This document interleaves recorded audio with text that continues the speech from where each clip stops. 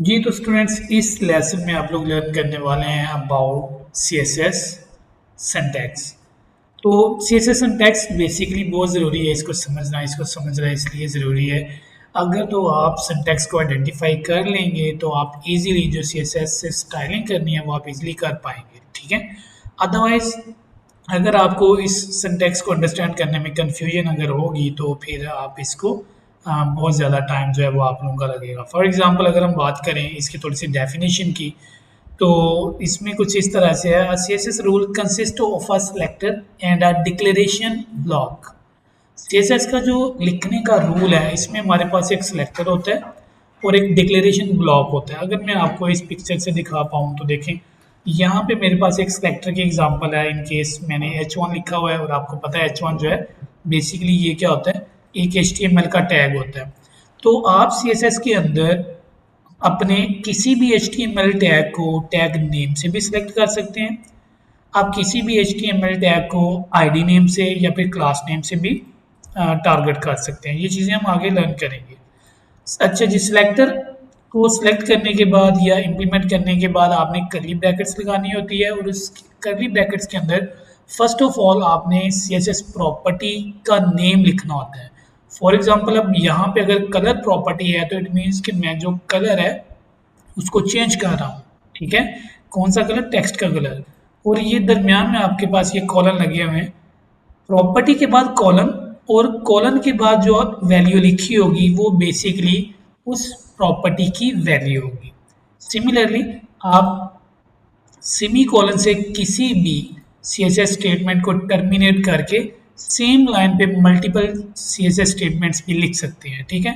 Similarly यहाँ भी आपके पास फॉन्ट साइज जो है ये सीएसएस प्रॉपर्टी है और कॉलन के बाद ये उस प्रॉपर्टी की वैल्यू है, ठीक है। अगर इसको मजीद मैं थोड़ा सा एलैबोरेट करूँ तो हम कह सकते हैं कि जो सिलेक्टर है बेसिकली ये उस HTML को इंडिकेट करता है, पॉइंट आउट करता है जिसको आपने सेलेक्ट करना होता है। डिक्लेरेशन ब्लॉक जो होता है उसके अंदर दो डिक्लेरेशंस बेसिकली होती हैं, जिनमें एक आपके पास प्रॉपर्टी नेम और दूसरा प्रॉपर्टी की वैल्यू होती है, ठीक है। Each declaration includes a CSS property name and a value. ये बात ऑलरेडी डिस्कस हो चुकी है कि कर्ली ब्रैकेट्स के अंदर आपके पास कॉलन से पहले जो वैल्यू होगी that will be called CSS property और कॉलन के बाद जो वैल्यू होगी वो उस प्रॉपर्टी की वैल्यू होगी, ठीक है। उसके अलावा आप मल्टीपल जो सीएसएस की स्टेटमेंट्स हैं वो भी या सीएसएस की प्रॉपर्टीज हैं वो भी आप लिख सकते हैं सेम लाइन पे, लेकिन आप इनको सेपरेट किससे करेंगे? With the help of semicolon. तो यहाँ पे अगर एग्जाम्पल की बात करें तो एग्जाम्पल में देखें, यहाँ पे अब मेरे पास ये जो मैंने पी लिखा हुआ है ये बेसिकली एक HTML का पैराग्राफ है, ओके। उसके बाद कर्ली ब्रैकेट्स के बाद मैंने जो प्रॉपर्टी नेम चूज किया that is colour. It means मैं जो इस टेक्स्ट का, इस पैराग्राफ का जो कलर है उसको मैं वैल्यू रेड पास कर रहा हूँ और टेक्स्ट लाइन जो है वो सेंट्रलाइज करना चाह रहा हूँ।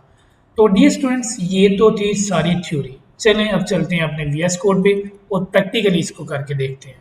यहाँ पे सबसे पहले मैं क्या करूँगा, एक मैं अपनी index.html फाइल लूँगा और यहाँ पे index.html फाइल के बाद मैं एक CSS फाइल भी क्रिएट करूँगा, लेकिन वो चीज़ हम बाद में करेंगे, ओके। तो यहाँ पे अकॉर्डिंग टू आवर एग्जाम्पल एक मैंने H1 टैग ले लिया और इसके अंदर मैंने लिख दिया for example I am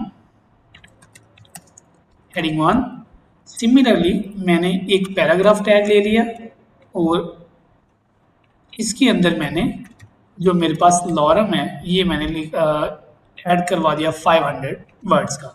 okay, मैं इसको सेव करता हूँ। सेव करके फर्स्ट ऑफ ऑल मैं क्या करूँगा, गो टू लाइव पे जाऊँगा और मैं चेक करूँगा कि इसकी जो आउटपुट है वो क्या है। देन मैं इसको क्या करूँगा, इसको मैं स्टाइल करके दिखाऊँगा। तो you can see at my screen, यहाँ पे आपके सामने जो हेडिंग है और ये आपके पास पैराग्राफ है। चलें अब इसको स्टाइल करते हैं। तो स्टाइलिंग के लिए मैंने आपको ऑलरेडी ये चीज़ें ऑलरेडी बताई हैं कि आप स्टाइलिंग जो है वो किस मेथड से कर सकते हैं। आप एक्सटर्नल फाइल ले सकते हैं, आप इंटरनल CSS लिख सकते हैं। तो चलें ये चीज़ें with the passage of time साथ साथ एलेबोरेट होती जाएंगी। तो चलें फर्स्ट ऑफ ऑल हम एक सेलेक्टर लेते हैं जो कि सॉरी, अब मैं जो CSS लिखने जा रहा हूँ ये मेरी इंटरनल CSS है। इंटरनल CSS लिखने के लिए आपने हेड सेक्शन में स्टाइल टैग लगाने होते हैं। उसके बाद आपने सिलेक्टर का नेम, अब मेरा जो सिलेक्टर का नेम है वो H1, इट मीन्स मैं इस हेडिंग को सिलेक्ट कर रहा हूँ। उसके बाद कर्ली ब्रैकेट्स और यहाँ पे मैं एक बैकग्राउंड कलर दे दूंगा, in my case it's this one. And उसके बाद मैं इसको दे रहा हूँ जी, इसकी कलर प्रॉपर्टी से क्या करने वाला हूँ, इसका जो टेक्स्ट कलर है वो चेंज कर दूंगा और मैं टेक्स्ट अलाइन प्रॉपर्टी से इसका जो टेक्स्ट है वो सेंट्रलाइज कर दूंगा। सेव करते हैं, पेज पे चलते हैं तो आप देखें बैकग्राउंड कलर भी चेंज है, टेक्स्ट कलर भी चेंज है। सिमिलरली अब यही मेथड हम इम्प्लीमेंट करेंगे अपने पैराग्राफ के ऊपर। Okay let's see.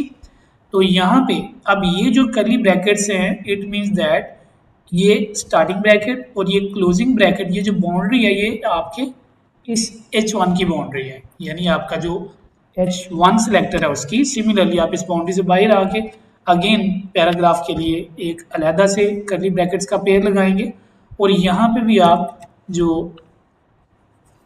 अपनी CSS प्रॉपर्टीज है उसका लिखने के बाद उसकी वैल्यू, सिमिलरली अगेन एक CSS प्रॉपर्टी लिखते हैं टेक्स्ट अलाइन और इसको हम कर देते हैं जस्टिफाई और उसके बाद हम जो कलर प्रॉपर्टी को यूज़ करते हैं और आप देखें प्रॉपर्टी नेम के बाद कॉलन, उसके बाद वैल्यू और उसके बाद ये आपका जो semi colon.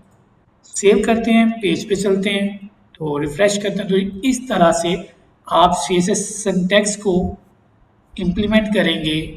First of all आप इसकी प्रैक्टिस करेंगे, फिर इसको आप इम्प्लीमेंट करेंगे ताकि आपकी प्रैक्टिस जो है वो अच्छी हो जाए। तो आई एम श्योर कि आपको ये जो लेसन है इसकी बहुत अच्छे से समझ आई होगी। मज़ीद वीडियोज़ के साथ फिर मिलेंगे। अल्लाह हाफिज़।